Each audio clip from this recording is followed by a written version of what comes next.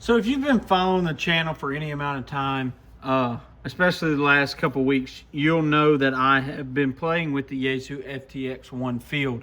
Now, I want to talk about the things I like and the things I don't like about this radio. And this is kind of a 1 week review. So far, I've made like 50 or so FT8 contacts. I'll put a few of them on the screen right here.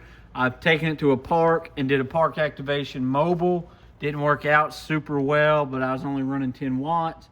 I've played with it by itself, and I think it's time. We're going to do a few upgrades in the coming few weeks, but after 1 week, I really like this radio. I'm a big fan of it. It's super easy to Mars mod, so you can see that over here, it is Mars modded. Now, we're not doing any talking, but if there was a state of emergency, we could. I like that the channels are easily accessed and you can computer program it all. I think that's super handy. Here's all my repeaters and stuff, and FRS, GMRS. I really am a big fan of that. Really big fan of that. Now, the audio on this radio isn't bad. I think it's a little bit better than the 705. Just because it's got two speakers and they're kind of pointed down here. The 705 speakers over here on the side. I really like that. I like that it's dual VFO. I think that's pretty sweet. I'm not going to lie. Another thing that I like is being able to customize it. I like being able to turn my display orange, this blue, my waterfall blue. I think the customization that Yaesu put in this radio is great. I think the form factor of it is pretty good. I don't think it's bad. I think it gets a little hot, but it's not terrible. I like that it's got the 1/4-20 screw on the back. I think that this battery could be a little bit better. I also like the way the microphone plugs in. I'm not a fan of the speaker mic with the two ports on it, like on the 705. Here, I really like this Yaesu battery. I think that it could have been a little bit larger capacity, but I understand it's heavy. It adds quite a bit of weight to an already heavy radio. You can mount it back here. It's got another 1/4-20. I would like to get the tuner for this, but the tuner's not very good, so I'm looking at other options right now.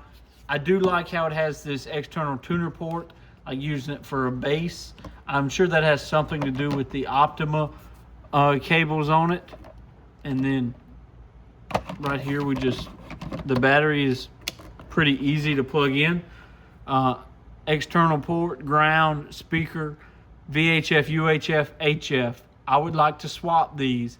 I would think the UHF port on top and the HF on the bottom would be good for an MCOM situation or anything like that, or you want to set up for field day. Maybe you could have a 90-degree and a 2-meter antenna, and then this go into your HF antenna.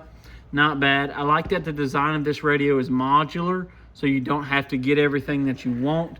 But I think Yaesu's overcharging for those accessories, especially as how kind of mid they are. A big fan of the USB-C right over here on the side. Big fan of that. Not a fan that I cannot charge the battery while it's on the radio. You have to charge it separately. Could be worse. You know, I don't like that this is a proprietary battery. I like the 705 using an HT style battery, but that's just quirks. Overall, I would give this radio an 8 out of 10. I think the ergonomics are good. I think the styling of it's good. I've carried my 705 forever, and I've carried it around the country. And I think this might become my main travel radio just because of the two antenna ports where I can monitor to, I can beacon APRS, things like that. I can't wait to dive into this radio some more. Stay tuned to the channel. We've got field day coming up. Stay tuned for field day updates if that happens this year. If it doesn't, I'll explain why if it doesn't happen. Thanks for watching. 73 Corncob CB Shop. Yes, we do ham radio stuff too. 73.